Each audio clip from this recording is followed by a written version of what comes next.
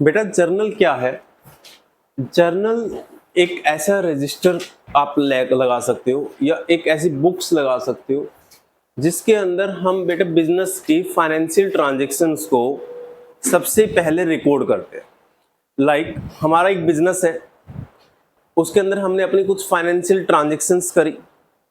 उन financial transactions को अपनी बुक्स में कहीं तो पहली बार लिखोगे ना। आपने पेट्रोल भरवाया अपनी गाड़ी में, या आपने इलेक्ट्रिसिटी बिल की पेमेंट की, या आपने सैलरी की पेमेंट की, या आपने किसी को कन्वेंस दिया, या आपने बेटा गुड्स की परचेज करी, गुड्स की सेल करी, या आपने राम से पैसा लिया या श्याम को पैसा दिया। कुछ भी ट्रांजेक्शन्स हैं जिसके अंदर पैसा इन्वॉल्व है। क्या इन्वॉल्व है? मनी। जिस ट्रांजेक्शन में मनी इन्वॉल्व है वो ट्रांजेक्शन बुक्स में कहीं तो लिखोगे ना सबसे पहले, उसके बाद तो आगे के अकाउंट्स बनाने स्टार्ट करेंगे ना। तो पहली बुक्स है जर्नल बुक। जर्नल रजिस्टर हमारा ऐसा होगा जिसके अंदर हम अपनी बिजनेस की ट्रांजैक्शन को पहली बार लिखेंगे।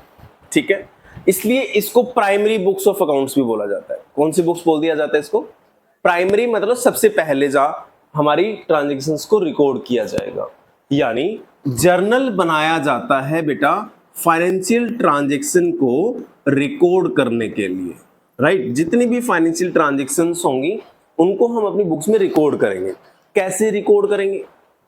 अब कोई ना कोई सिस्टम होगा, ऐसे तो रिकॉर्ड करेंगे नहीं। तो एक स्पेसिफाइड फॉर्मेट है बेटा जर्नल का। उस स्पेसिफाइड फॉर्मेट में हम अपने बिजनेस की ट्रांजैक्शंस को रिकॉर्ड करेंगे। अब जो स्पेसिफाइड फॉर्मेट है उस फॉर्मेट में आप अपनी बिजनेस की ट्रांजैक्शन को रिकॉर्ड करोगे जर्नल के फॉर्मेट में। कैसे करोगे? कैसे करेंगे? ऐसे ही नहीं लिख देंगे बेटा, इसके लिए रूल्स बनाए गए अकाउंट्स में। इसके लिए बेटा रूल्स बनाए गए कि भाई जब भी आप किसी बिजनेस की ट्रांजैक्शंस को बुक्स ऑफ अकाउंट्स में जर्नल के रजिस्टर में पहली बार रिकॉर्ड करोगे तो उस रिकॉर्डिंग के कुछ रूल्स हैं। उन रूल्स को आपको फॉलो करना पड़ेगा। एक फॉर्मेट है, उस फॉर्मेट में आप अपनी ट्रांजैक्शंस को लिखो, बट लिखने का तरीका है, लिखने के रूल्स हैं। राइट, आप रूल्स को फॉलो करो और जो फॉर्मेट दिया गया है उसी फॉर्मेट में अपनी बिजनेस की ट्रांजैक्शन को आप रिकॉर्ड करो। ठीक है, अब रूल्स क्या है? जर्नल हम तब पढ़े जब हमें रूल्स पता हो, क्योंकि जब तक रूल्स नहीं पता होंगे जब तक हम जर्नल एंट्री बना ही नहीं सकते, जब तक हम जर्नल का फॉर्मेट कर ही नहीं सकते। जर्नल का फॉर्मेट बाद में बनेगा, पहले जर्नल के रूल्स हम सीखेंगे। एक बार अगर रूल्स समझ में आ गए बेटा तो आप कोई भी बिजनेस की ट्रांजैक्शन उठा लेना, ये रूल फॉलो करना है, वो ट्रांजैक्शन अपने आप कन्वर्ट हो जाएगी जर्नल के अंदर। आपको सोचना भी नहीं पड़ेगा कि क्या डेबिट होगा, क्या क्रेडिट होगा, किस फॉर्मेट में होगा, सारा काम अपने आप होता चला जाएगा। हमें रूल्स समझ आने चाहिए। ठीक है, अब रूल्स क्या है? अकाउंट्स में इतनी सारी बिजनेस की ट्रांजैक्शंस हो सकती हैं बेटा, लेकिन रूल्स अकाउंट्स के अंदर ओनली 3 बनाए गए। 3 कैटेगरी बना दी गई सारी ट्रांजैक्शंस की और 3 रूल्स बना दिए गए। कह रहे जी चौथे रूल की जरूरत नहीं है हमें। हम बिजनेस की सारी ट्रांजैक्शंस को 3 पार्ट्स के अंदर डिवाइड कर देंगे। आप जो भी ट्रांजैक्शन का नाम लोगे उसका कोई ना कोई हिस्सा इन तीनों अकाउंट्स में आ रहा होगा। रूल अप्लाई करेंगे, पता लग जाएगा। ठीक है, कौन कौन से अकाउंट्स हैं? पहला अकाउंट्स का नाम रख दिया गया बेटा पर्सनल अकाउंट्स। इनको ध्यान से समझने की कोशिश करना। पर्सनल अकाउंट्स किसको कहते हैं? दूसरा अकाउंट का नाम रख दिया गया नॉमिनल अकाउंट्स।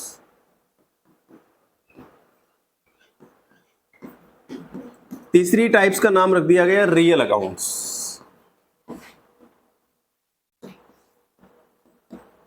ये 3 टाइप्स बना देगी बेटा, पर्सनल अकाउंट्स, नॉमिनल अकाउंट्स और रियल अकाउंट्स। अब तीनों को पढ़ते हैं। पर्सनल अकाउंट्स क्या है? पर्सनल अकाउंट्स मतलब पर्सन्स, राम श्याम मोहन टोहन सोहन, आप में जितने भी पर्सन्स होंगे वो इसमें कवर होंगे। ठीक है, राम हो, श्याम हो, टोहन हो, मोहन हो, या कोई कंपनी हो या कोई फार्म हो, आपने एक कंपनी से माल खरीदा तो वो कंपनी भी क्या है, पर्सन। आपने रामू से माल खरीदा तो रामू भी क्या है, एक पर्सन। आपने श्यामू को माल बेचा तो श्यामू भी क्या है, एक पर्सन। आपने नत्थु से पैसे लिए तो नत्थु भी क्या है, एक पर्सन। आप टाटा मानी से आपने पैसे लिए तो टाटा मान भी क्या है, पर्सन। आपने बालाजी क्लासेस को पेमेंट करी तो बालाजी क्लासेस भी क्या है, पर्सन। तो पर्सनल अकाउंट्स में सारे पर्सन्स होंगे बेटा, और पर्सन्स 3 प्रकार के होते हैं। There are 3 types of persons. एक नेचुरल, यानी जिसको भगवान ने बनाया है आप लोग और हमें। एक आर्टिफिशियल, आर्टिफिशियल जिसको हमने बनाया है, right. Institute name, business name, Balaji classes. अब बालाजी क्लासेस भी इंडिपेंडेंट पर्सन है ना, हमने पढ़ के आए अकाउंट्स में। Owner and business both are separate persons, पढ़ा था ना सेपरेट बिजनेस एंटिटी में। तो बालाजी क्लासेस भी एक पर्सन है बेटा, टाटा कंपनी भी एक पर्सन है, जितने भी स्कूल्स नेम है सारे एक पर्सन है, जितने भी बिजनेस नेम है सारे एक पर्सन है। तो उनको कौन सा पर्सन बोला गया, आर्टिफिशियल, क्योंकि वो हमने बनाए हैं और हमें भगवान ने बनाया। तो हम कौन से पर्सन हो गए, नेचुरल्स। और तीसरा और लास्ट पर्सन की टाइप होती है बेटा रिप्रेजेंटेटिव। अब आप कहोगे सर रिप्रेजेंटेटिव क्या है। रिप्रेजेंटेटिव मतलब जो किसी को रिप्रेजेंट करता हो। कैपिटल किसको रिप्रेजेंट करता है, बिजनेस के अंदर।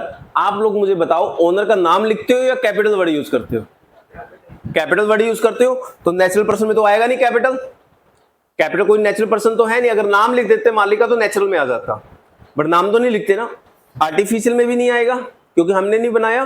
कैपिटल एक रिप्रेजेंटेटिव पर्सन है, यानी वो किसी को रिप्रेजेंट कर रहा है। किसको रिप्रेजेंट कर रहा है, ओनर को रिप्रेजेंट कर रहा है, ठीक है। तो 3 टाइप के पर्सन हो सकते हैं। कोई भी पर्सन हो, चाहे नेचुरल पर्सन का नाम आ जाए अकाउंट्स में, चाहे बेटा आर्टिफिशियल पर्सन का नाम आ जाए, चाहे रिप्रेजेंटेटिव पर्सन का नाम आ जाए, पर्सन होना चाहिए।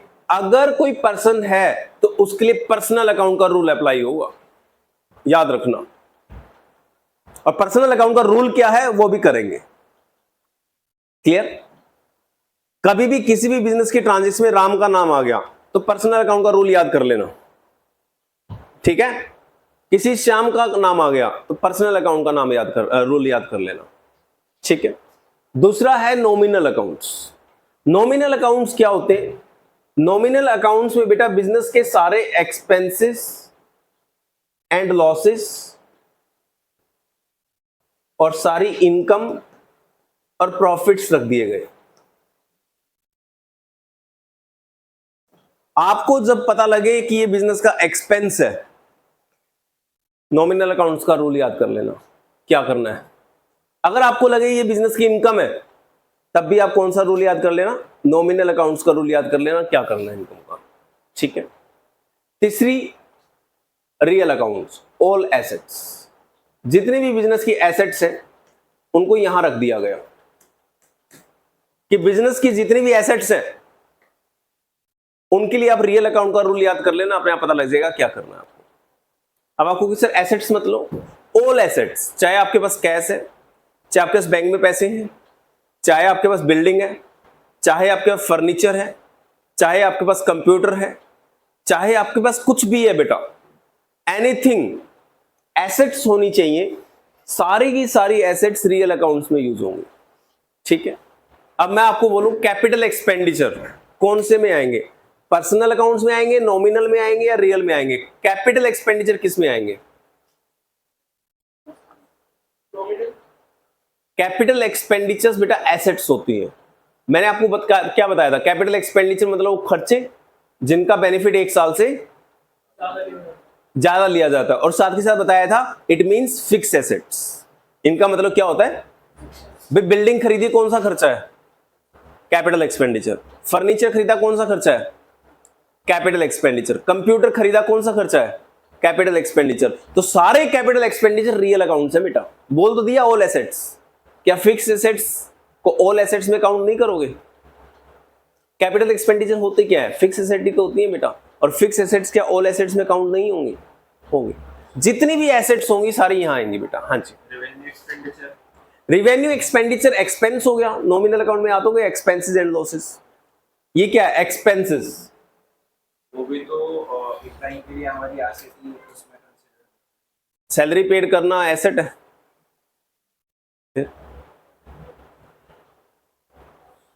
एक्सपेंस बेटा कभी एसेट नहीं होते, एक्सपेंडिचर्स होते हैं। और एक्सपेंडिचर की भी कौन सी type? Capital expenditures. Revenue expenditure उधर जाएगा, नॉमिनल अकाउंट्स में खर्चा है। कैपिटल एक्सपेंडिचर क्योंकि फिक्स एसेट होती है बिजनेस की, इधर आएगा बेटा, क्योंकि एसेट है। All assets are real accounts, चाहे फर्नीचर लो, कंप्यूटर लो, बिल्डिंग लो, व्हीकल्स लो, कोई भी फिक्स एसेट्स बेटा सारी यहां आएंगी। और अगर कोई एक्सपेंस है यानी एक साल वाले खर्चे, सारे नॉमिनल अकाउंट्स में आएंगे। जितने भी इनकम प्रॉफिट होंगे सारे नॉमिनल अकाउंट में आएंगे। और जितने भी बंदे होंगे, पर्सन्स, चाहे आपका बेटा नेचुरल पर्सन है, चाहे आर्टिफिशियल पर्सन है, चाहे रिप्रेजेंटेटिव पर्सन है, कोई भी बंदा है, सारे किस में आएंगे? पर्सनल अकाउंट्स में। ठीक है।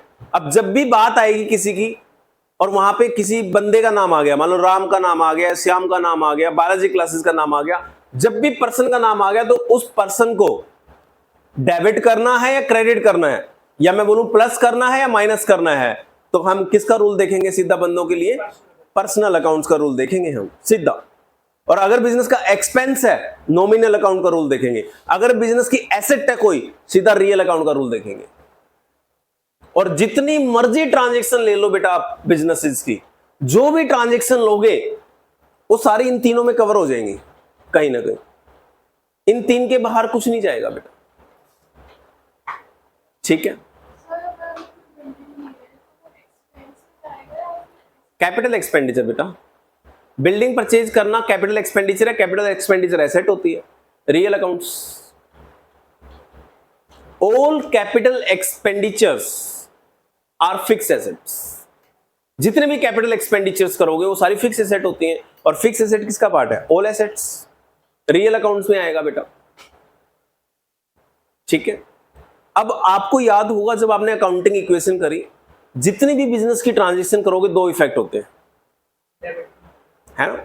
मालिक ने बिजनेस के अंदर पैसा लगाया, ओनर ने बिजनेस के अंदर कैश इन्वेस्ट किया, तो एसेट में कैश खोलते थे, लायबिलिटी साइड में कैपिटल में लिखते थे। तो दो अकाउंट अफेक्ट हुए नहीं हुए? कैश और कैपिटल। कैश और कैपिटल। कैश बताओ कौन सा अकाउंट हुआ? रियल, क्योंकि कैसे कैसेट है। रियल। कैपिटल कौन सा अकाउंट होगा? रियल। पर्सनल। कैपिटल किसको रिप्रेजेंट करता है? ओनर को। मैंने यहां पे बताया ना रिप्रेजेंटेटिव अकाउंट्स। रिप्रेजेंटेटिव मतलब वो अकाउंट जो किसी को रिप्रेजेंट कर रहे हो। कैपिटल ओनर को रिप्रेजेंट करता है और मालिक क्या है? पर्सन ही तो है। तो मालिक के लिए कौन सा अकाउंट रहेगा? पर्सनल अकाउंट्स का रूल रहेगा बेटा। मालिक का क्या ट्रीटमेंट होगा अकाउंट्स के अंदर, वो पर्सनल अकाउंट बताएगा हमें। आर्टिफिशियल मतलब बेटा जो पर्सन हमने बनाए हैं, जितने भी बिजनेस नेम है सारे आर्टिफिशियल होते हैं। आपने अपना बिजनेस स्टार्ट किया तो बिजनेस का कोई नाम रखोगे ना, वो कौन सा पर्सन है? आर्टिफिशियल मतलब हमने बनाया। बालाजी क्लासेस को मैंने बनाया है, ये इंस्टीट्यूट मैंने ओपन किया है, तो बालाजी क्लासेस एक आर्टिफिशियल पर्सन है। पर्सन तो है, ये तो मानते हो, पहली क्लास में सीख लिया था ना, owner and business both are separate persons. तो बिजनेस पर्सन तो है। कौन सा पर्सन है? नेचुरल या आर्टिफिशियल? नेचुरल मतलब भगवान ने बनाया हो। क्या इंस्टीट्यूट भगवान ने बनाया? बिजनेस का निर्माण क्या भगवान करते हैं? नहीं, हम लोग करते हैं बिजनेस को।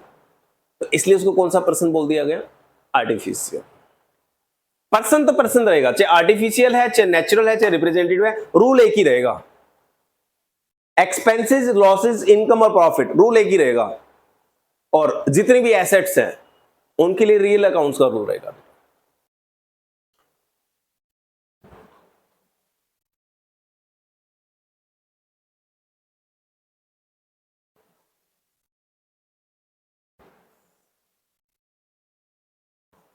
हम सबसे पहले दो अकाउंट्स के रूल्स पढ़ेंगे। पहला पर्सनल अकाउंट्स यानी ऑल पर्सन्स, जितने भी बंदे होंगे या जितनी भी कंपनियां होंगी पर्सन्स अकाउंट में आएंगी। और रियल अकाउंट्स मतलब ऑल एसेट्स, जितनी भी बिजनेस की एसेट्स होंगी रियल अकाउंट्स में आएंगी।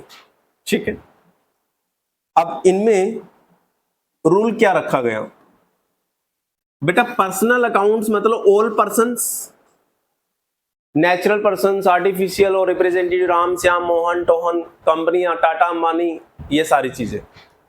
तो बेटा इन कंपनियों के लिए और इन बंदों के लिए क्या रूल बनाया गया? रूल बनाया गया बेटा, debit the receiver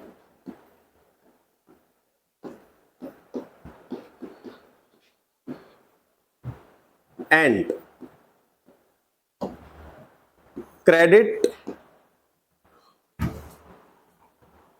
the giver.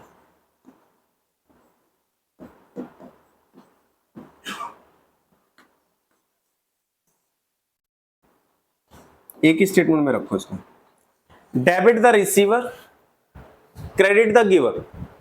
आप लोग अकाउंटिंग इक्वेशन में ये तो प्रूव करके आ चुके हो कि कोई भी बिजनेस ट्रांजैक्शन होगी तो उसके दो इफेक्ट होंगे। भाई कैश, ओनर ने बिजनेस के अंदर कैश इन्वेस्ट किया तो आप एसेट में कैश लिखते थे और उधर कैपिटल में प्लस करते थे, तो दो जगह प्लस करते थे ना। इसका मतलब एक चीज प्लस होगी तो दूसरी उधर भी प्लस होगी, इधर माइनस होगा तो उधर भी माइनस होगा। हर बिजनेस ट्रांजैक्शन के बेटा दो इफेक्ट होंगे, हर बिजनेस ट्रांजैक्शन के दो इफेक्ट होंगे ही होंगे। और ये जरूरी नहीं है कि दोनों इफेक्ट एक ही में हो सकता है एक इफेक्ट इस अकाउंट को फॉलो करता हो और दूसरा इफेक्ट इस अकाउंट को फॉलो करता हो, अभी कर भी लेंगे।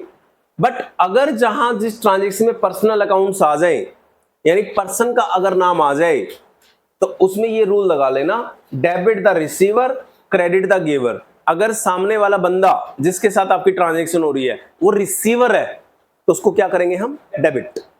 अगर सामने वाला बंदा अगर गिवर है तो उसको क्या करेंगे हम? क्रेडिट। आपको किसी डेबिट क्रेडिट अकाउंट्स में क्या होगा, डेबिट और क्रेडिट अकाउंट्स में बेटा जैसे मैथमेटिक्स में प्लस माइनस होता है ना, ऐसे होगा। अकाउंट्स में प्लस माइनस नहीं होता, अकाउंट्स के अंदर हम डेबिट क्रेडिट वर्ड यूज करते हैं। तो डेबिट किसको करना है? अगर सामने वाला बंदा कौन होगा? रिसीवर। क्रेडिट किसको करना है? अगर सामने वाला बंदा कौन होगा? गिवर। अब एग्जांपल लेते हैं, आपने नथु राम को 1 लाख रुपए का माल बेचा, नथु राम को 1 लाख रुपए का माल बेचा आपने, वो रिसीवर है या गिवर है? रिसीवर है, क्योंकि उसको माल मिला है। हम अपने आप को नहीं देखेंगे, हम सामने वाले बंदे को देखेंगे, सामने वाला बंदा रिसीवर है या गिवर है। अगर आप उसको माल बेच रहे हो तो कौन हो गया? अगर श्याम से आपने बेटा 3 लाख रुपए लिए, श्याम से आपने 3 लाख रुपए लिए, तो श्याम कौन हो गया? गिवर। मालिक ने बिजनेस के अंदर 1 लाख रुपए इन्वेस्ट किया, मालिक ने बिजनेस के अंदर 1 लाख रुपए इन्वेस्ट किया, तो मालिक कौन हो गया? गिवर, क्योंकि मालिक ने पैसा दिया है। ठीक है, तो आपको सामने वाले बंदे को बस ये देखना है बेटा वो रिसीवर है या गिवर है, बस, और कुछ नहीं करना। अगर सामने वाला बंदा रिसीवर है तो उसको क्या कर लेना?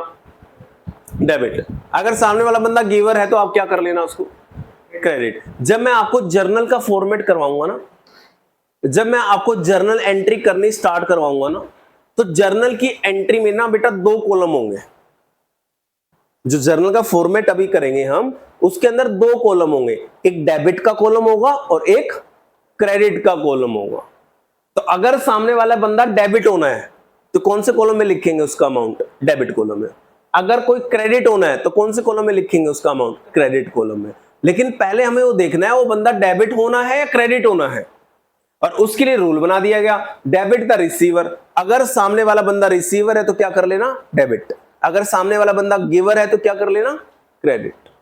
ठीक है, विजय सेल्स से आपने 3 एसी खरीदे हैं बेटा, विजय सेल्स से, विजय सेल्स से आपने 3 एसी खरीदे हैं, तो विजय सेल्स एक पर्सन है या नहीं है? विजय सेल्स पर्सन तो है, एक बिजनेस है ना। तो बताओ रिसीवर है या गिवर है? विजय सेल्स गिवर है, तो उसको क्या करेंगे? विजय सेल्स को अपनी बुक्स में क्रेडिट करेंगे। ठीक है, समझ आया आप लोगों को? इस रूल में कोई दिक्कत नहीं है। ये किसके लिए रूल है बेटा? रियल अकाउंट्स का रूल किसके लिए है? ऑल एसेट्स, जितनी भी एसेट्स बिजनेस में होती हैं इसके लिए एक ही रूल है। एसेट्स में कैश भी हो सकता है बेटा, बैंक भी हो सकता है, बैंक में पैसा है, अगर हमारे पास कैश है, बिल्डिंग है, कंप्यूटर है, व्हीकल है, मशीनरी है, ये सारी चीजें क्या है? एसेट्स। तो एसेट्स के लिए रूल क्या बनाया गया? डेबिट व्हाट कम्स इन, जो आएगा उसको क्या कर लो? Debit. Credit what goes out, जो जाएगा उसको क्या कर लो? जो एसेट आपके बिजनेस में अगर आ रही है तो उसको क्या कर लो? अगर कोई एसेट बिजनेस से जा रही है तो क्या कर लो? अगर कैश आएगा तो कैश को क्या करना है? अगर कैश जाएगा, फर्नीचर आएगा और फर्नीचर जाएगा तो एसेट्स में बस ये सिंपल सा रूल है। जो एसेट आ रही है उसको आप डेबिट कर लो और जो एसेट आपके पास से जा रही है उसको क्रेडिट कर लो।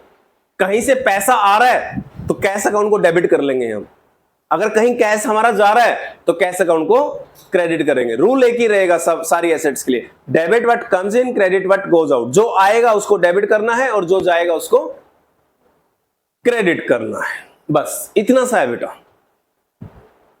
हो जाएगा, दोनों रूल याद हो जाएंगे, कोई ज्यादा टफ तो नहीं है। पर्सन्स के लिए क्या रूल रखा गया? डेबिट द और क्रेडिट द।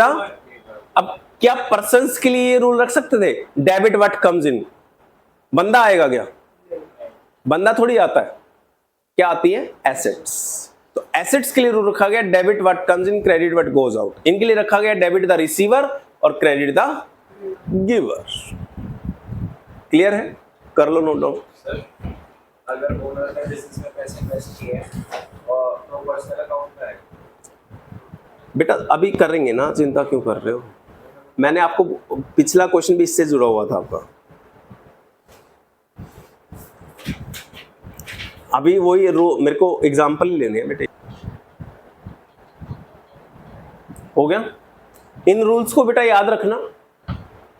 जो भी मैं ट्रांजैक्शन अभी लूंगा, जो भी एग्जांपल लूंगा बेटा, उसमें बस यही दो अकाउंट अफेक्ट होंगे, नॉमिनल अकाउंट अफेक्ट होगा भी नहीं, क्योंकि अभी हमने उसका रूल ही नहीं पढ़ा। जितने भी मैं अभी एग्जांपल लूंगा ओनली दो अकाउंट अफेक्ट होंगे। बस आप ये देख लेना इस ट्रांजैक्शन में कौन कौन से अकाउंट अफेक्ट हुए। ठीक है? दोनों भी हो सकते हैं और ओनली एक हो सकता है। ठीक है? एक एक एग्जांपल हम लेंगे। पहले हम ये देखेंगे कि उस ट्रांजैक्शन में ये अकाउंट अफेक्ट हुआ या वो अकाउंट अफेक्ट हुआ। ये अकाउंट अफेक्ट हुआ तो इसका रूल लगेगा, वो अकाउंट अफेक्ट हुआ तो। अब आपको कि सर अकाउंट अफेक्ट होने का मतलब क्या है? आपने बेटा राम से माल खरीदा है तो राम बताओ पर्सनल अकाउंट है या नहीं है? तो हुआ अफेक्ट। ठीक है? याद रखोगे ये दोनों रूल्स, इनको याद रखना। आगे एग्जांपल ले रहे हैं हम। एक एग्जांपल ले रहा हूं बड़ा सिंपल सा, देखना कौन कौन से अकाउंट अफेक्ट हुए। फर्नीचर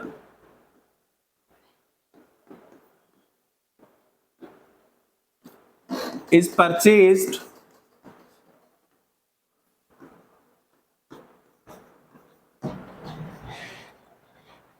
फर्नीचर खरीदा है बेटा 1 लाख रुपए का नत्थू से। नत्थू से आपने बिजनेस के अंदर 1 लाख रुपए का फर्नीचर खरीदा है। ठीक है? अब हमें यह पता है बिजनेस की ट्रांजैक्शन में दो अकाउंट अफेक्ट होंगे ही होंगे। ठीक है? क्योंकि ड्यूअल एस्पेक्ट अकाउंटिंग है। ड्यूअल एस्पेक्ट मतलब हर ट्रांजैक्शन में कितने एस्पेक्ट अफेक्ट होंगे? 2। ठीक है? रूल तो मैं बाद में लगाऊंगा जब बेटा मेरे को ये पता लगेगा कि रियल अकाउंट है या पर्सनल अकाउंट है, कौन सा अकाउंट का रूल है। अगर पर्सनल अकाउंट अफेक्ट हुआ है तो पर्सनल अकाउंट का रूल लगा लूंगा, रियल अकाउंट अफेक्ट हुआ है तो रियल अकाउंट का रूल लगा लूंगा। रियल अकाउंट में सारी एसेट आती हैं, पर्सनल अकाउंट में सारे पर्सन्स आते हैं। अब जब मेरे सामने ये ट्रांजैक्शन आई तो मुझे ये डिसाइड करना है सबसे पहले कि कौन कौन से अकाउंट अफेक्ट हुए। आप मुझे एक बार देख के जाओ, दिखाओ इसमें क्या इसमें कोई पर्सन है? कौन है इसमें पर्सन? नत्थू। नत्थू बेटा एक पर्सन है। मैं इसको सर्कल कर देता हूं और एरो लगा के लिख देता हूं दिस इज पर्सन। तो इसका मतलब पर्सनल अकाउंट तो अफेक्ट हुए। तो एक तो पर्सनल अकाउंट का रूल लगेगा, क्या इसके अंदर कोई रियल अकाउंट है?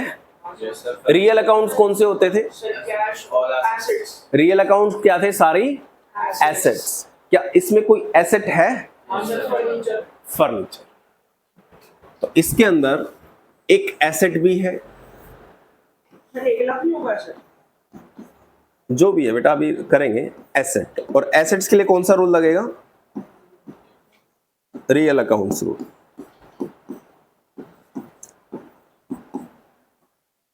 फर्नीचर बिजनेस की एक एसेट है, इसलिए रियल अकाउंट में आएगा। पर्सन्स में नथु आएगा, तो नथु के लिए कौन सा रूल अप्लाई कर लेना? नहीं, कौन सा रूल अप्लाई कर लेना?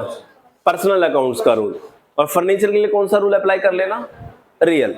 ठीक है, दोनों को एक बार देखते हैं। फर्नीचर रियल अकाउंट है। रियल अकाउंट का रूल क्या है? Debit what comes in, credit what debit what, कम से क्रेडिट वाट। goes out. जो आएगा उसको डेबिट करना है और जो जाएगा उसको। फर्नीचर आएगा या जाएगा? आएगा आएगा। अगर फर्नीचर आएगा तो फर्नीचर को क्या करना है? डेबिट डेबिट करना है।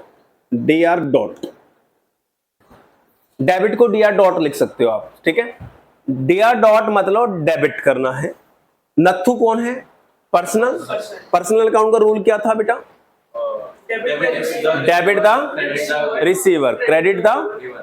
गिवर।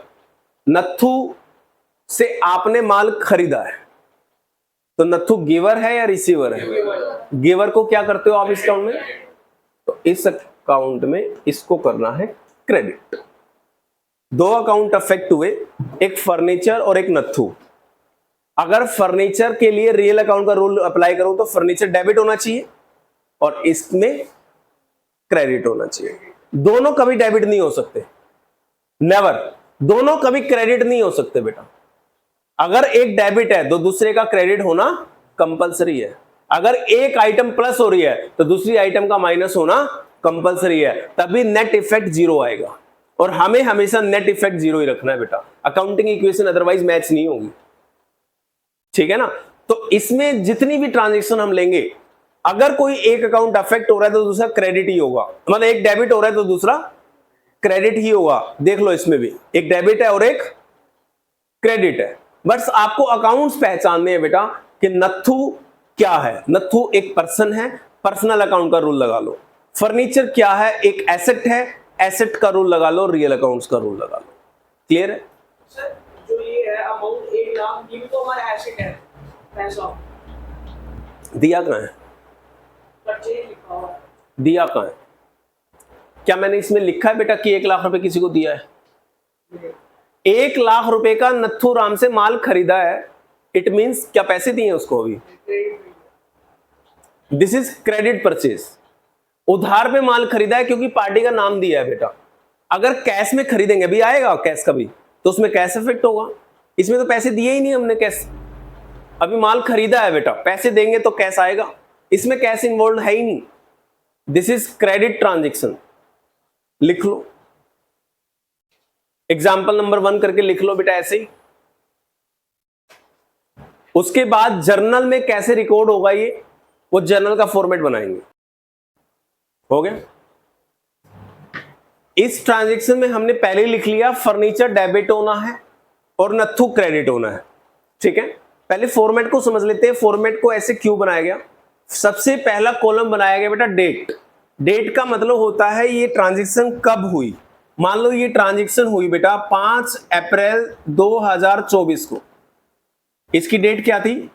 जिस दिन ये फर्नीचर खरीदा 5 अप्रैल 2024। तो डेट को कैसे लिखेंगे? डेट के कॉलम में ईयर लिखा जाता है सबसे ऊपर 2024, और ईयर एक बार ही लिखा जाता है।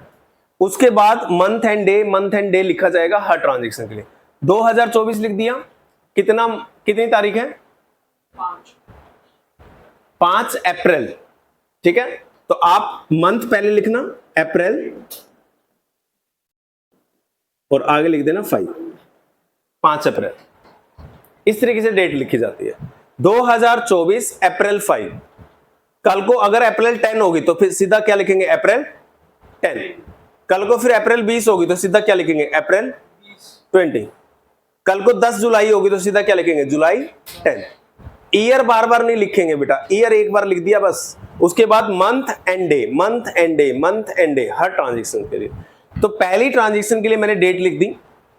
पर्टिकुलर्स में बेटा लिखा जाता है क्या डेबिट होना है क्या क्रेडिट होना है, उसके नाम। फर्नीचर डेबिट होना है तो फर्नीचर लिखा जाएगा, नत्थु क्रेडिट होना है तो नत्थु लिखा जाएगा, ठीक है। जो अमाउंट डेबिट होना है डेबिट कॉलम में लिखेंगे, जो अकाउंट क्रेडिट होना है उसका अमाउंट क्रेडिट कॉलम में लिखेंगे। ये अमाउंट के लिए है बेटा, ब्रैकेट में रुपीज लिख रहा हूं, यहां पे अमाउंट आता है। डेबिट कॉलम में डेबिट अकाउंट का अमाउंट आएगा, क्रेडिट कॉलम में जो अकाउंट क्रेडिट होना है उसका अमाउंट आएगा, ठीक है। अब आप कहोगे सर ये एलएफ क्या है? एलएफ बेटा कुछ नहीं, एलएफ की फुल फॉर्म है लेजर फोलियो। एलएफ की फुल फॉर्म है लेजर फोलियो। जर्नल के बाद मैंने आप लोगों को अकाउंटिंग के मीनिंग में बताया था कि इसके बाद लेजर्स बनते हैं। लेजर्स का मतलब है हर एक सिमिलर नेचर की ट्रांजैक्शन को उसके अकाउंट में डाला जाता है। लाइक सारी सैलरी अकाउंट किस में आएंगी? सैलरी अकाउंट में। सारी परचेजेस किस में आएंगी?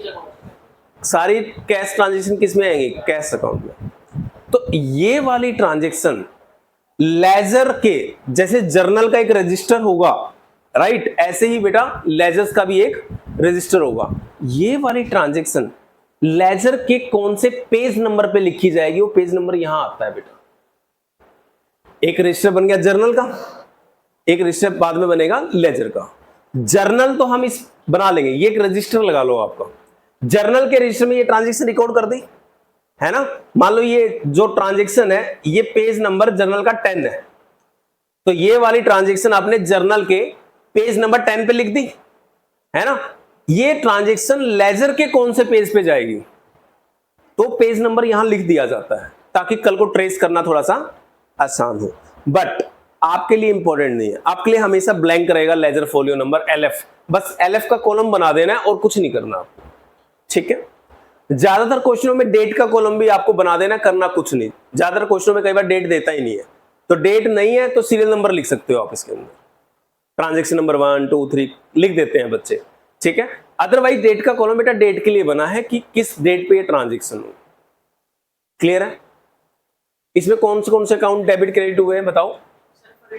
फर्नीचर डेबिट हुआ है और क्रेडिट हुआ है। जब भी आप बिजनेस के अंदर अकाउंट्स की ट्रांजैक्शन को रिकॉर्ड करोगे तो हमेशा याद रखना ये बात, डेबिट पहले लिखा जाएगा, क्रेडिट बाद में लिखा जाएगा। पहले हम किसको लिखेंगे, उसके बाद किसको लिखेंगे?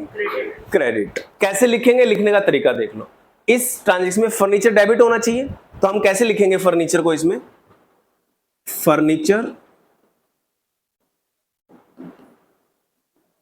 अकाउंट और आगे लगा दो dr dot debit. Furniture account debit. तुमने बोला था फर्नीचर को डेबिट करना है, तो हमने लिख दिया फर्नीचर अकाउंट डेबिट। अब डेबिट हुआ है तो अमाउंट कहां लिखें, डेबिट कॉलम में या क्रेडिट कॉलम में? अगर अकाउंट डेबिट हुआ है तो अमाउंट भी कौन से कॉलम में आएगा? कितने का फर्नीचर खरीदा था? डेबिट वाले कॉलम में 1 लाख रुपए लिख दूं, ये लो। Furniture account debit 1 lakh, debit हुआ है तो डेबिट कॉलम में आ गया पैसा, ठीक है। अब क्या रह गया? नत्थु क्रेडिट रह गया। अब जैसे इसमें फर्नीचर अकाउंट डेबिट होना तो डीआर डॉट लगा दिया, जब क्रेडिट होना है तो सीआर डॉट नहीं लगाएंगे। डेबिट के लिए डीआर डॉट लगाया जाता है, क्रेडिट होने के लिए सीआर डॉट नहीं लगाते जनरली, उसकी शुरुआत कर देते हैं 2 से। जैसे फर्नीचर यहां से स्टार्ट हुआ है ना बेटा, अगर फर्नीचर की एंट्री यहां से करी है तो थोड़ा सा आगे लिखो, 2 कदम आगे 2 नत्थु, बस 2 नत्थु। 2 लग गया, इसका मतलब वो अपने आप क्या हो गया? क्रेडिट। आगे सीआर डॉट लगाने की जरूरत नहीं है, क्रेडिट वालों के लिए 2 लगा दो, अपने आप वो क्रेडिट माना जाएगा। और जिसके आगे डेबिट लगा दिया आपने, इसका मतलब वो डेबिट हो गया। अब 2 नत्थु, इट मींस ये क्रेडिट हुआ है तो अमाउंट कहां लिखेंगे, क्रेडिट में या डेबिट में? क्रेडिट कॉलम में। नत्थु के सामने क्रेडिट कॉलम में बेटा। फर्नीचर अकाउंट डेबिट टू नत्थु, ये जर्नल एंट्री हो गई। इसकी नीचे नरेशन लिखी जाती है ब्रैकेट में। नरेशन का मतलब क्या होता है, इसको नरेशन कहते हैं बेटा। नरेशन का मतलब क्या होता है, जो आपने ये ट्रांजेक्शन रिकॉर्ड कर दी, ये है क्या एग्जैक्टली? ये जो क्वेश्चन दिया है उसकी शॉर्ट फॉर्म लिख दो। इसमें मैं कह सकता हूं being furniture purchase from Nathu, shortcut में। तो यहां पे लिख देते हैं हम, बीइंग लगाओ ना लगाओ बात बराबर है, बट जनरली लगा लेते हैं, being furniture purchased from Nathu. Shortcut में आप कुछ भी लिख दो यहां पे, और पर्टिकुलर का कॉलम कर दो क्लोज। ओनली पर्टिकुलर का कॉलम क्लोज होगा बेटा, और कुछ नहीं होगा। आप कहोगे सर पर्टिकुलर का कॉलम क्लोज क्यों कर दिया? पर्टिकुलर का कॉलम क्लोज करने का मतलब है पहली ट्रांजेक्शन खत्म, अब दूसरी ट्रांजेक्शन रिकॉर्ड होगी। दूसरी ट्रांजेक्शन यहां रिकॉर्ड होगी तो पहले डेट लिखी जाएगी दोबारा। समझ में आ गया? तो अब काम क्या है, देखो जर्नल करनी है अगर, तो सबसे पहले ऐसे क्वेश्चन आएगा तो क्वेश्चन में पहचान लो कि कौन सा अकाउंट अफेक्ट हुआ है, रियल अकाउंट अफेक्ट हुआ है या पर्सनल हुआ है या नॉमिनल हुआ है। जो अकाउंट अफेक्ट हुआ है उसका रूल लगा के देखो, उसको डेबिट करना है या क्रेडिट करना है। अब हमने देखा कि फर्नीचर तो एक रियल अकाउंट है, एसेट है। रियल अकाउंट का रूल क्या था, भूल गए? Debit what goes out, debit what comes in, credit what goes out. ये कम से कम 1000 बार बोल चुके होंगे बेटा, इसलिए याद रखने की कोशिश करो, ठीक है। Debit what comes in, furniture आएगा तो डेबिट करेंगे। अगर हमने फर्नीचर खरीदा है तो डेफिनेटली फर्नीचर फिर हमारे पास आएगा। क्या उल्टा सीधा बोल रहे हो तुम? अगर फर्नीचर खरीदा है तो फर्नीचर क्या हुआ? आएगा। आएगा तो क्या करेंगे? डेबिट। इसलिए हमने फर्नीचर को डेबिट कर लिया। एक ट्रांजेक्शन आप करके देखो कैसे, लिखो। हाँ पहले ये नोट कर लो बेटा।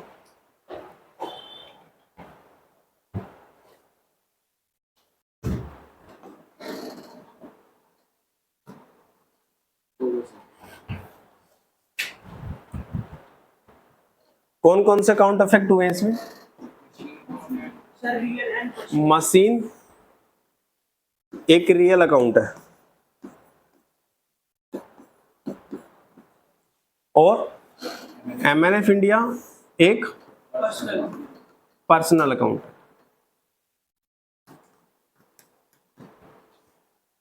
बेटा मशीन एक एसेट है, एसेट होने के नाते इसको हमने रियल अकाउंट बोला। और रियल अकाउंट का रूल क्या है? क्या है रियल अकाउंट का rule? Debit what comes in, credit what. और पर्सनल अकाउंट का रूल क्या है? Debit all. and credit the giver, personal account का रूल क्या है? Debit the receiver, receiver, credit the giver, giver. As per real account machine आ रही है या जा रही है? आ रही है। तो आने के लिए क्या करते हैं हम? डेबिट। तो मशीन को क्या करेंगे हम? डेबिट। MNF इंडिया गिवर है या रिसीवर है? giver, गिवर को क्या करते हो आप लोग? तो MNF इंडिया क्रेडिट होगा और मशीनरी अकाउंट डेबिट होगा। तो आप इसको रिकॉर्ड कर लो बेटा। मशीनरी डेबिट होगा तो सबसे पहले आप डेबिट लिखते हो, मशीनरी अकाउंट डेबिट हो गई रिकॉर्ड।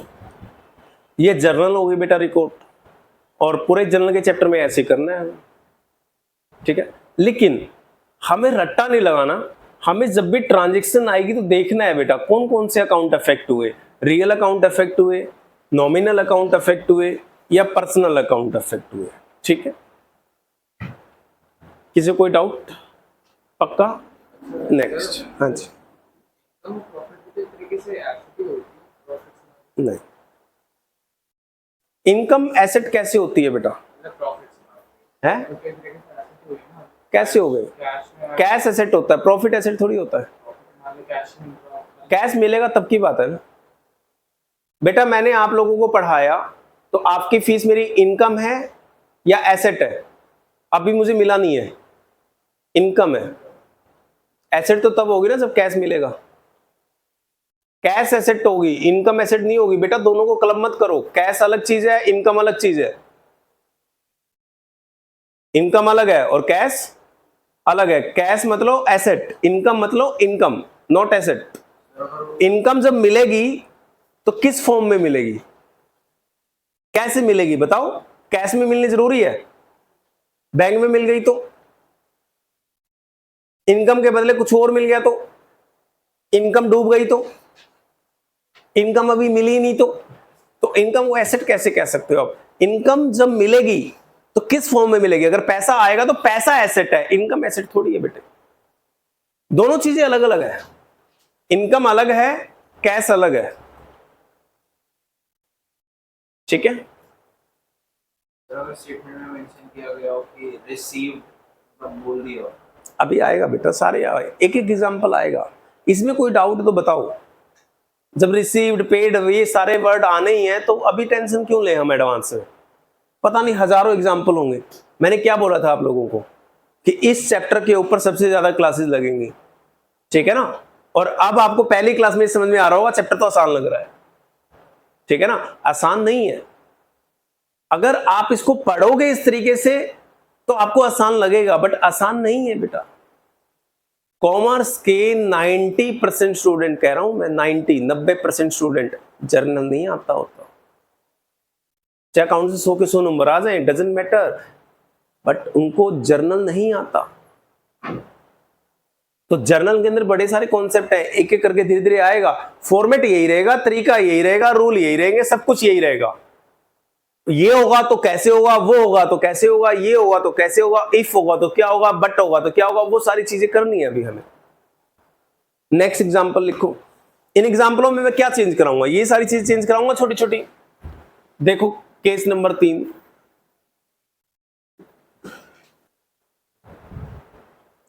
Bot furniture for ₹30,000। कितने अकाउंट अफेक्ट हुए? एक या दो? एक। एक क्या हुआ है?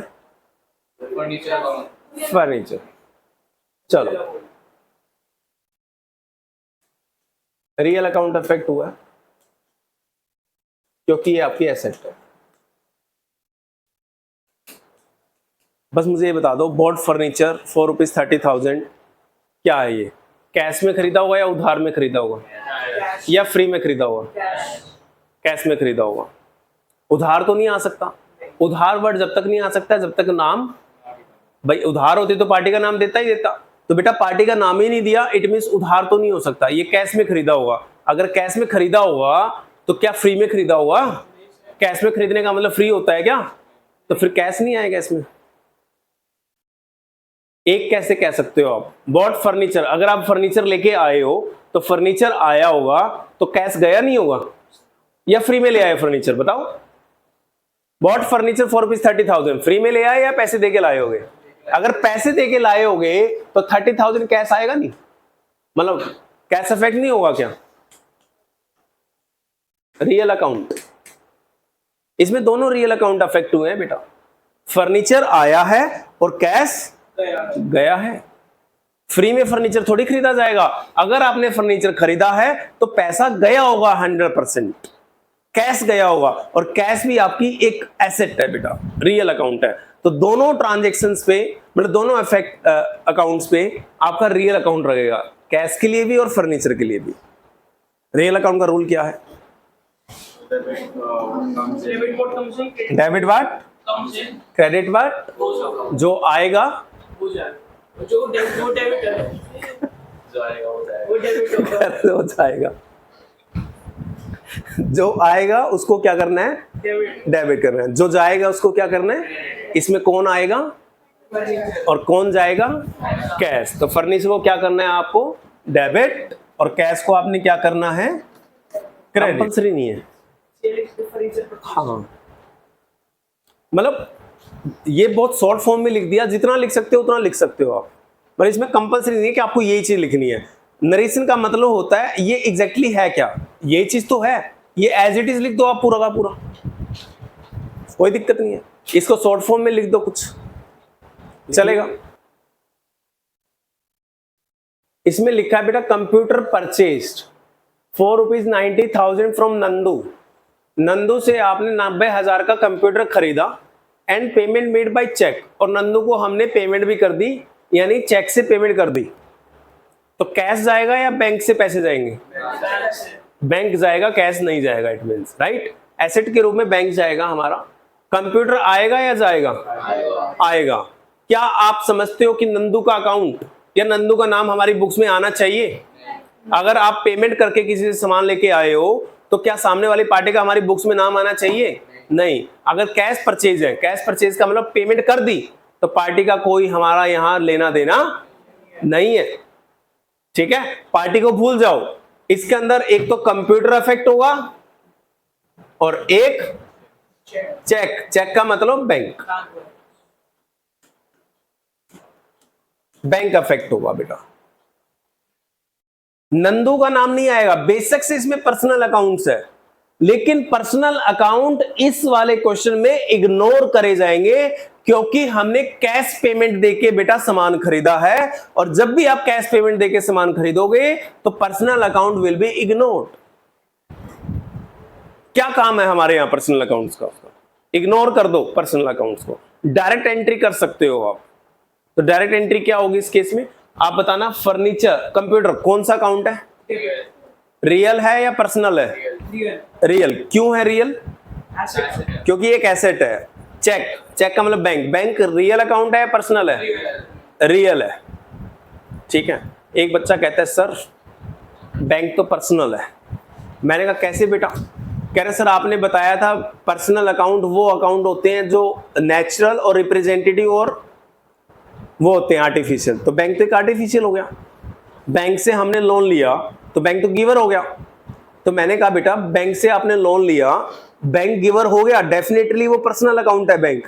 लेकिन बैंक ना, मैं यहाँ पे बैंक का मतलब एचडीएफसी बैंक नहीं कह रहा। बैंक का मतलब मेरे बैंक में जो पैसे हैं, मेरा बैंक अकाउंट की बात कर रहा हूं मैं यहाँ पे। बैंक का मतलब एचडीएफसी की बात नहीं कर रहा। बैंक का मतलब एचडीएफसी के यहां जो मेरा बैंक अकाउंट है। अब बताओ बैंक अकाउंट क्या पर्सनल हो सकता है?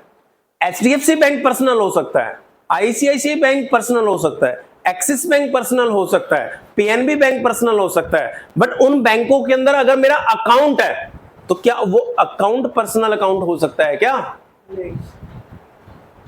अगर एसबीआई बैंक के अंदर मेरा बैंक अकाउंट ओपन हो रखा है तो वो मेरा बैंक अकाउंट, मैं एसबीआई की बात नहीं कर रहा, बैंक अकाउंट की बात कर रहा हूं। जो मेरा सेविंग बैंक अकाउंट है या करंट बैंक अकाउंट है, वो तो मेरी एसेट है ना बेटा।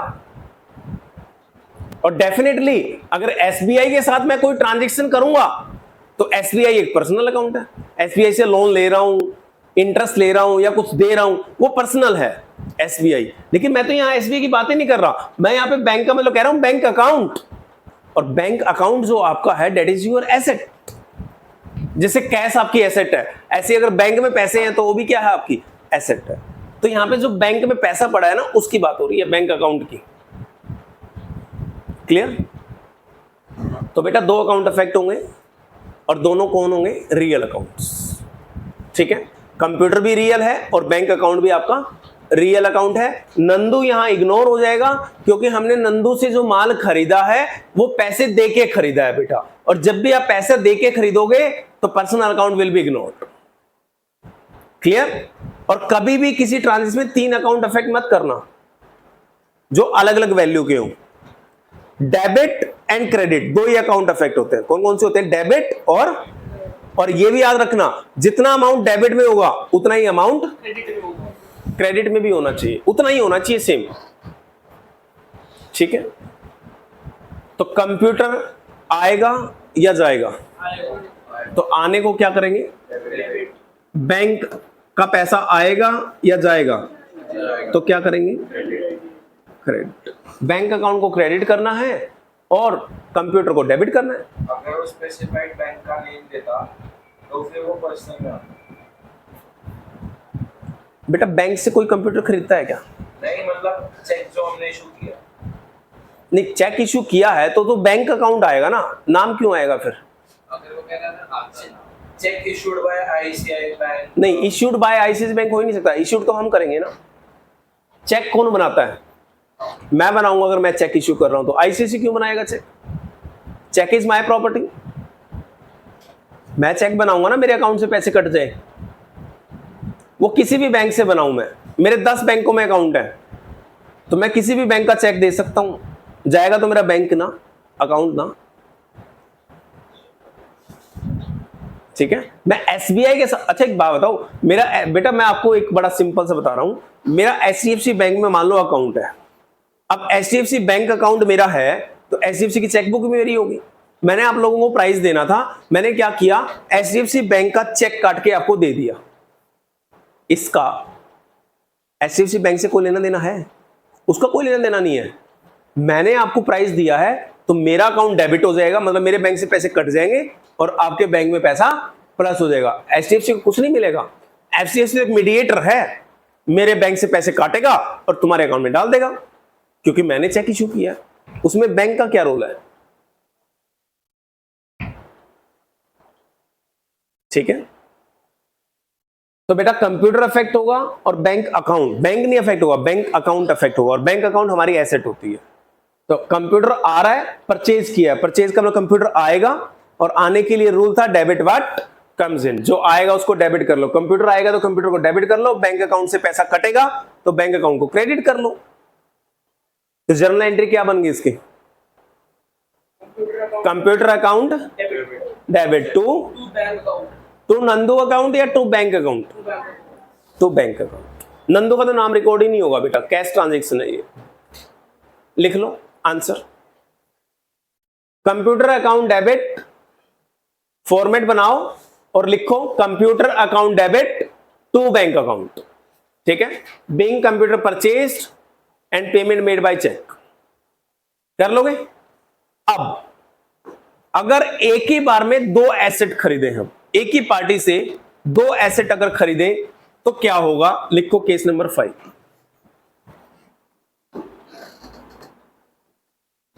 विजय सेल से दो चीजें खरीदी हैं। Bought a computer for ₹60,000 and a cooler for ₹40,000 from Vijay Sales. आपने बेटा एक तो कंप्यूटर खरीदा है और एक आपने कूलर खरीदा है।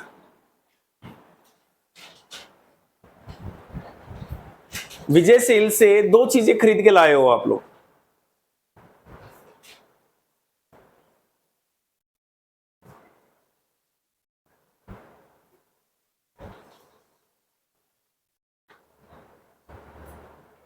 क्या?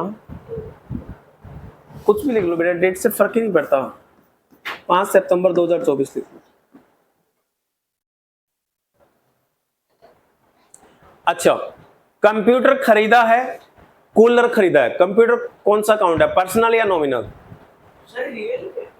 सॉरी, रियल या पर्सनल? रियल। कंप्यूटर एक रियल अकाउंट है बेटा। और cooler?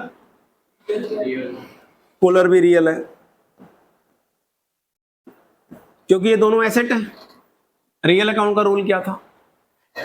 Debit what credit what, जो आएगा डेबिट करेंगे और जो जाएगा क्रेडिट करेंगे। तो कंप्यूटर आएगा या जाएगा? कूलर आएगा या जाएगा? दोनों चीजें आएंगी। अगर दोनों चीजें आएंगी तो दोनों को क्या करना है? डेबिट। तो बेटा कूलर भी डेबिट होना है और कंप्यूटर भी डेबिट होना है। ये तो दोनों चीजें डेबिट होनी है बेटा। कंप्यूटर कितने रुपए से डेबिट होना है? 60,000। और कूलर कितने से डेबिट होना है? तो टोटल डेबिट कितना होना है अमाउंट? टोटल 1 लाख रुपए। विजय सेल से उधार में खरीदा या पैसे देके खरीदे हैं? अभी कहीं पैसों का जिक्र है ही नहीं, इट मींस उधार। तो बताओ विजय सेल्स पर्सनल अकाउंट है या रियल अकाउंट है? विजय सेल्स पर्सनल। पर्सनल का रूल क्या था? पर्सनल अकाउंट का rule debit the credit the giver. अभी थोड़ा अटक अटक के निकल रहा है, राइट? क्योंकि नया नया कॉन्सेप्ट है, क्लास पहली है।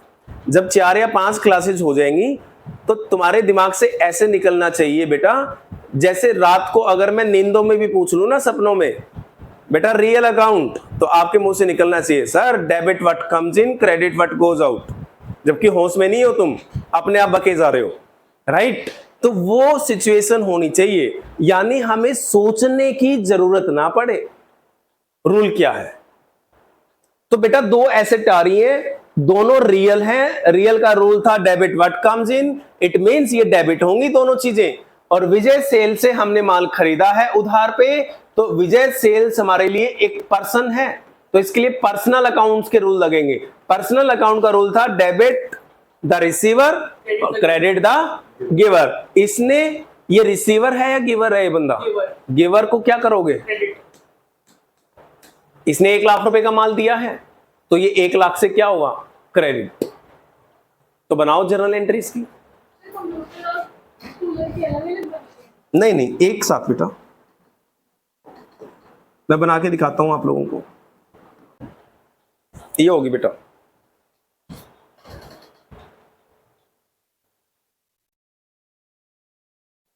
अब आपको कि सर आपने बोला था ड्यूअल एस्पेक्ट, तो इसमें तो 3 अकाउंट अफेक्ट हो गए, डेबिट में 2 आ गए, क्रेडिट में 1 आ गया, 3 आ गए सर इसमें। तो बेटा 3 अकाउंट अफेक्ट हो सकते हैं, 4 अकाउंट अफेक्ट हो सकते हैं, 10 अकाउंट अफेक्ट हो चुके हैं, लेकिन अमाउंट तो डबल ही है।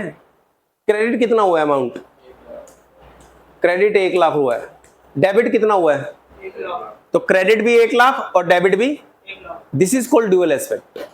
जितना डेबिट होगा उतना ही क्रेडिट होगा, और जितना क्रेडिट होगा उतना ही। डेबिट होगा। अब डेबिट किस किस नाम से हो रहा है उससे फर्क नहीं पड़ता, क्रेडिट किस किस नाम से हो रहा है उससे फर्क नहीं पड़ता, दोनों का डेबिट और क्रेडिट अमाउंट इक्वल होना चाहिए। जितना डेबिट होगा उतना ही क्रेडिट होगा, इसको कहते हैं ड्यूअल एस्पेक्ट, डबल इफेक्ट। उधर इफेक्ट जाएगा तो इधर भी आएगा, दोनों कॉलम में इफेक्ट बराबर होना चाहिए। अगर बराबर नहीं होगा तो कोई भी जर्नल एंट्री पास हो ही नहीं सकती। जर्नल एंट्री में इन दोनों कॉलम का टोटल हमेशा बराबर आता है, ऑलवेज। ठीक है, जितना डेबिट होगा उतना ही क्रेडिट करना जरूरी है, नहीं किया तो आंसर गलत हो जाएगा। कर लोगे, इजी है। अब जिस प्रकार डेबिट में 2 आए और क्रेडिट में 1 आया ना, अब मैं कराऊंगा डेबिट में 1 ही आएगा और क्रेडिट में 2 आएंगे। कैसे, आ जाओ। केस नंबर 6, देखो देखो फटाफट से लिखो कौन कौन से अकाउंट अफेक्ट होंगे, दिमाग लगाओ। रियल अकाउंट होगा, पर्सनल होगा,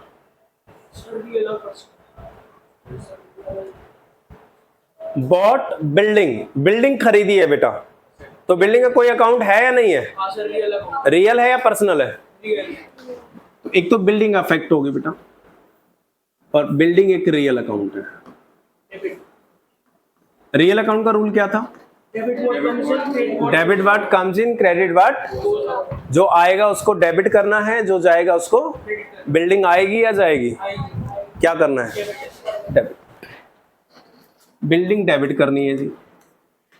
बेटा कितने रुपए की बिल्डिंग आएगी, तो कितने रुपए डेबिट करना है बिल्डिंग को, 10 लाख रुपए से। फ्रॉम घर बनाओ कंपनी, एक कंपनी है घर बनाओ कंपनी, ये बेटा क्या है, पर्सनल अकाउंट है या रियल अकाउंट है, this is person, artificial person है बेटा, ये भी एक पर्सन है। आपने घर बनाओ कंपनी से 10 लाख की बिल्डिंग खरीदी है, तो घर बनाओ कंपनी से बिल्डिंग खरीदी है और घर बनाओ कंपनी एक पर्सन है, तो पर्सनल अकाउंट्स में रूल क्या था, पर्सनल अकाउंट में रूल डेबिट द रिसीवर, जो रिसीवर होगा उसको डेबिट करना है, जो गिवर होगा उसको। ये घर बनाओ कंपनी रिसीवर है या गिवर है, गिवर है। इससे बिल्डिंग खरीदी है, अगर इससे बिल्डिंग खरीदी है तो इसने बेची है ना, इसने तो बिल्डिंग दी है ना, तो ये कौन हो गया, गिवर है बेटा। लेकिन जब भी पर्सनल अकाउंट गिवर हो तो उसको क्रेडिट तभी तो करना है जब उधार हो।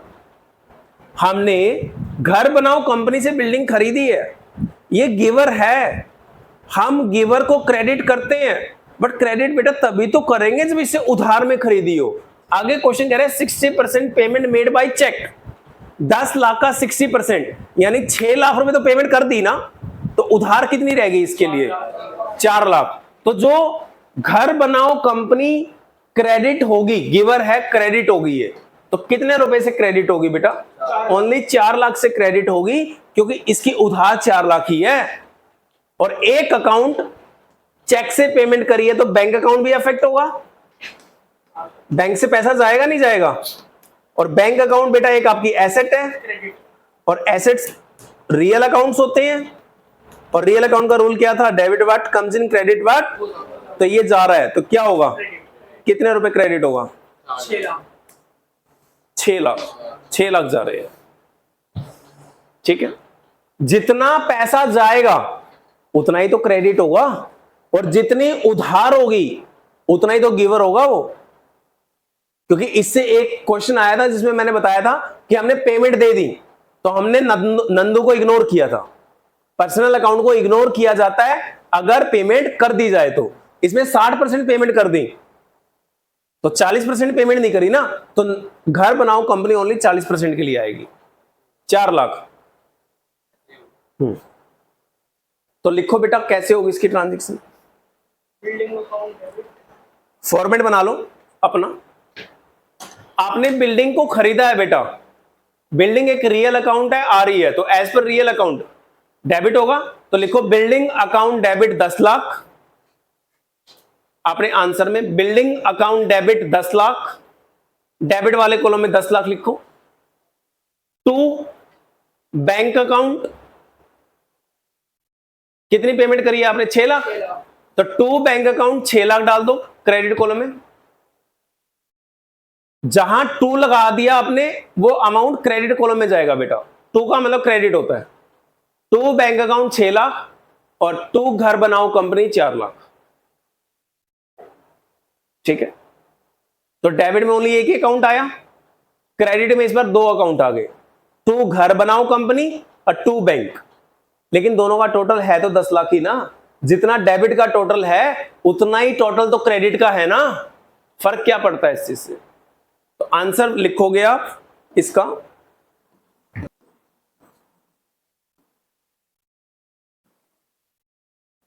ये होगी building account debit to bank account to घर बनाओ कंपनी। क्रेडिट में 2 अकाउंट आ गए, डेबिट में ओनली एक ही है।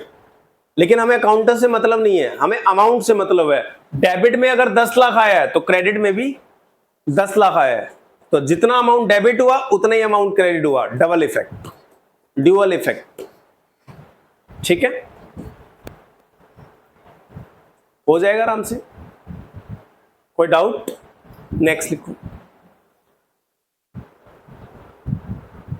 देखो कौन कौन से काउंट इफेक्ट होंगे इसमें। दिमाग लगाओ थोड़ा बेटा, एक तो कभी होगा ही नहीं, नेवर।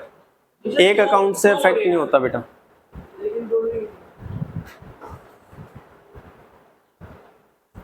रिसीव्ड ₹10,000।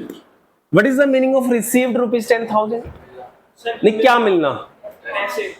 पैसे। रिसीव्ड ₹10,000 मतलब कैश मिलना। तो कैश तो इफेक्ट हो ही रहा है ना। कैश कौन सा अकाउंट है? रियल। रियल का रूल क्या था?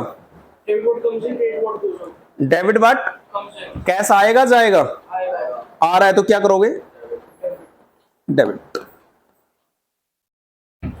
रिसीव्ड, रिसीव्ड से नाम ही क्लियर है, पैसा आ रहा है, और पैसा आएगा तो डेबिट कर लो, क्योंकि रियल अकाउंट कहता है डेबिट व्हाट कम्स इन, जो आएगा उसको डेबिट कर लो। कैश आ रहा है तो कैश अकाउंट को डेबिट कर लो आप लोग। और यहां नत्थू से पैसा आ रहा है, तो नत्थू कौन सा अकाउंट है? पर्सनल। पर्सनल अकाउंट का रूल क्या था? फिर भूल गए? Debit the receiver, credit the, कौन है ये नत्थू? गिवर है। इससे पैसा आया है तो इसने तो दिया होगा ना पैसा, ही इज गिवर। और गिवर को क्या करते हैं हम लोग? क्रेडिट। तो कैश अकाउंट डेबिट होगा और नत्थू अकाउंट क्रेडिट होगा। तो इसकी जर्नल एंट्री क्या बन जाएगी? कैश अकाउंट डेबिट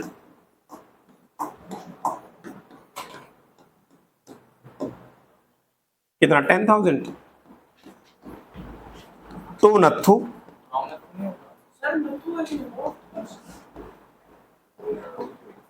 नत्थू से पैसा आ रहा है बेटा, तो नत्थू गिवर होगा ना।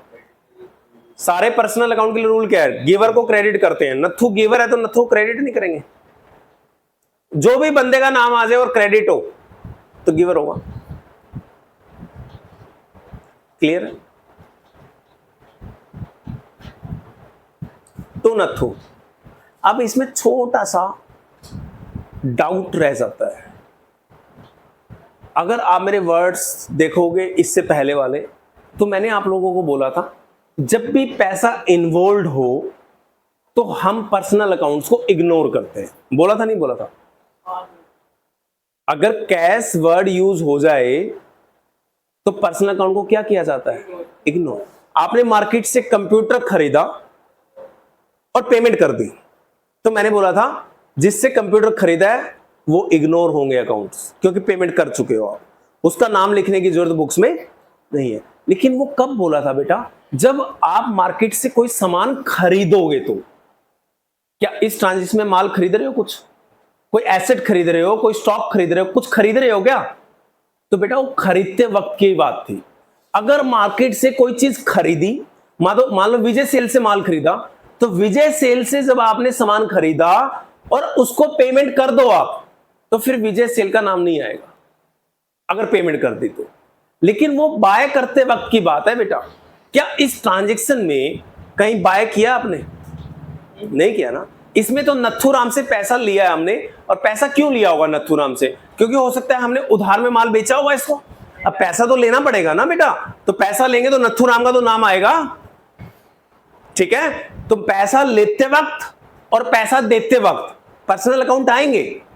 लेकिन अगर आप कोई खर्चा कर रहे हो या कोई सामान खरीद रहे हो और पैसे दे दो, तो फिर पर्सनल अकाउंट्स नहीं आएंगे। उस बात में पर्सनल अकाउंट इग्नोर होंगे जब आप कोई सामान खरीदो या कोई एक्सपेंस करो। यहां तो ये कोई एक्सपेंस है ना, ये कोई सामान खरीदा, ये तो पैसा आया है बेटा। अब पैसा आएगा तो नाम लिखेंगे ना। अगर नहीं लिखोगे तो कैसे पता लगेगा नथुराम से आया है? बताओ कैसा पता लगेगा? मान लो आपने 3 महीने पहले नथुराम को माल बेचा था उधार में, तो आपकी बुक्स में नथुराम लिखा होगा ना कि पैसा लेना है आपने नथुराम से। अगर आपने उधार में माल बेचा है तो आपकी बुक्स में लिखा होगा डेटर्स। तो बेटा वो डेटर खत्म नहीं करने, अगर पैसा आ जाएगा तो खत्म करने पड़ेंगे ना, तो नथु का नाम तो लिखना पड़ेगा। पैसा लेते वक्त और पैसा देते वक्त पर्सनल अकाउंट आएंगे ही आएंगे, बिना पर्सनल अकाउंट एंट्री नहीं हो सकती। लेकिन जब माल खरीदोगे या कोई एक्सपेंस करोगे और उस टाइम पे पेमेंट कर दो, तो फिर पर्सनल अकाउंट नहीं आएंगे। ठीक है, तो क्या एंट्री होगी इसकी? Cash account debit to, cash account debit 10,000 debit column में, टू नथु 10,000 क्रेडिट कॉलम में, और नरेशन लिख दो बीच में नीचे, being cash received from Nathu. Narration लिख दो being cash received from Nathu. Nathu से आपको कैश मिल गया बेटा। नॉमिनल अकाउंट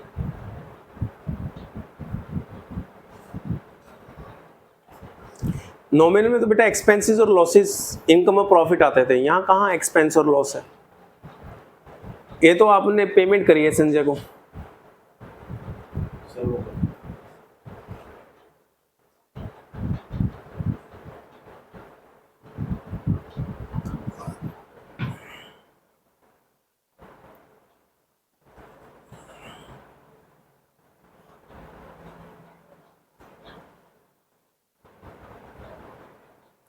पेड ₹5,000, ये कौन सा अकाउंट है? पेड ₹5,000 नहीं, नाम क्या है? कैश। पेड ₹5,000, 5,000 रुपए दिए, तो 5,000 रुपए कैश दिया होगा ना। तो कैश अकाउंट कौन सा अकाउंट होता है? रियल का रूल क्या था? Debit what comes in, credit what goes out. जो आएगा डेबिट करना है, जो जाएगा कैश। आ रहा है जा रहा है? जा रहा है, तो क्या करोगे? कैश अकाउंट क्रेडिट होगा बेटा। संजय कौन सा अकाउंट है? पर्सनल का रूल क्या था? Debit the receiver, credit the giver. ये रिसीवर है या गिवर है? ये बंदा रिसीवर है बेटा, इसको तो पैसा दे रहे हैं ना, ये रिसीवर है। और रिसीवर को क्या करते हैं हम? डेबिट। इसको पैसे दे रहे हैं तो संजय रिसीवर है, संजय को डेबिट करोगे आप। तो जर्नल एंट्री क्या बन जाएगी इसकी? Sanjay debit to, Sanjay account debit to, नहीं संजय अकाउंट वर्ड यूज मत करो।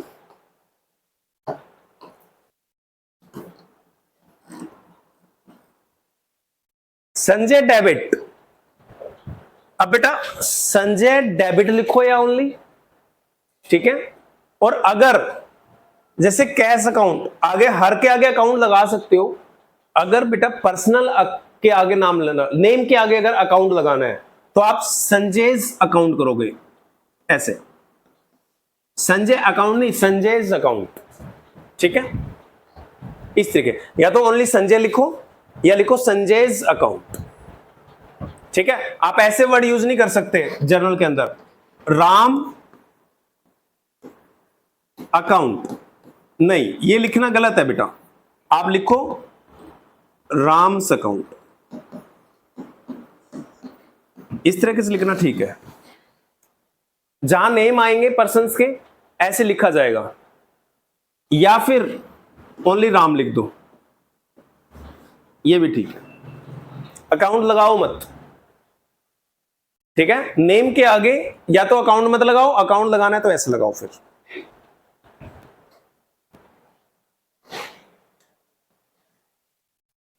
ये एंट्री होगी बेटा इसकी, आसान है, कोई ज्यादा टफ तो नहीं है, पक्का। तो कितने अकाउंट हो गए हमारे? नहीं, कितने टाइप्स के अकाउंट्स के रूल हो गए? 2। एक कौन सा था? पर्सनल अकाउंट, और एक कौन सा था? Real account. पर्सनल अकाउंट का रूल क्या था?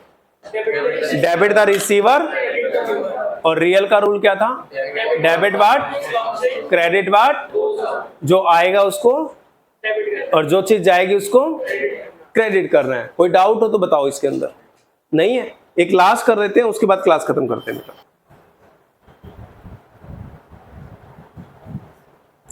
ओनर ने अपने बिजनेस में 3 लाख रुपए इन्वेस्ट किया, तो बिजनेस के पॉइंट ऑफ व्यू से सोचना कौन कौन से अकाउंट इफेक्ट होंगे।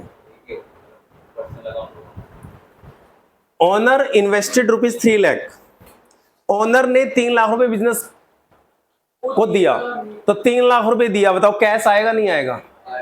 इन्वेस्टेड ₹3 लाख का मतलब क्या है? कैश है या नहीं है? कैश अकाउंट है बेटा। बिजनेस के पास कैश आया है तो डेफिनेटली कैश अकाउंट अफेक्ट होगा। कैश अकाउंट कौन सा अकाउंट है? रियल का रूल क्या था? डेबिट वाट, तो बिजनेस के पास डेबिट होगा, क्रेडिट होगा, कैश? क्यों? क्योंकि बिजनेस के पास कैश आया है, तो कैश अकाउंट तो डेबिट होगा। अब ये बेटा बिजनेस के पास जो कैश आया है, राइट, किससे आया है? ओनर से। तो ओनर कौन है? Personal account. ओनर कौन है? एक पर्सनल अकाउंट है बेटा। ओनर एक पर्सनल अकाउंट है। पर्सनल अकाउंट में ओनर को कौन रिप्रेजेंट करता है बताओगे? कैपिटल। कैपिटल बेटा ओनर को रिप्रेजेंट करता है, और कैपिटल एक पर्सनल अकाउंट है। और पर्सनल अकाउंट का रूल क्या था? Debit the receiver, debit the receiver, credit the मालिक। रिसीवर है या गिवर है? गिवर है, क्योंकि उसने तो पैसा दिया है ना। गिवर है तो मालिक को क्या करेंगे? तो कैपिटल अकाउंट को क्रेडिट करेंगे बेटा। इसका मतलब कैश अकाउंट को बिजनेस में डेबिट करेंगे और कैपिटल अकाउंट को क्रेडिट करेंगे। लिखो जर्नल एंट्रीज की, cash account debit, cash account debit to owner, नहीं बेटा फिर ओनर कर रहे हो, टू कैपिटल अकाउंट। बिजनेस के अंदर ओनर का नाम नहीं लिखा जाता, मैंने पहले ही बताया था। ओनर की जगह क्या लिखा जाता है? कैपिटल। अकाउंटिंग इक्वेशन को याद रखो। आप आपने कैपिटल वर्ड यूज किया था या ओनर वर्ड यूज किया? सॉरी, अभी लिखते हैं। Cash account debit 3 lakh to capital account 3 lakh. Cash account debit 3 lakh debit column में, to capital account credit column में 3 लाख। और नरेशन लिखो, being ₹3 lakh invested, ₹3 lakh invested by owner in the business, ₹3 lakh invested by the owner in the business. Owner ने 3 लाख रुपए की investment की है business में। आसान है। तो ऐसे बेटा हजारों जर्नल एंट्री आएंगी।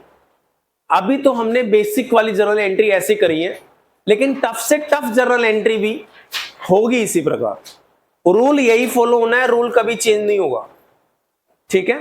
हाँ, जब क्वेश्चन आएगा तो उसको समझने का तरीका चेंज हो सकता है कि इसका मीनिंग क्या निकल रहा है, इसमें कौन कौन से अकाउंट अफेक्ट हो रहे हैं, वो हम प्रैक्टिस करते जाएंगे, होता जाएगा बेटा, ठीक है।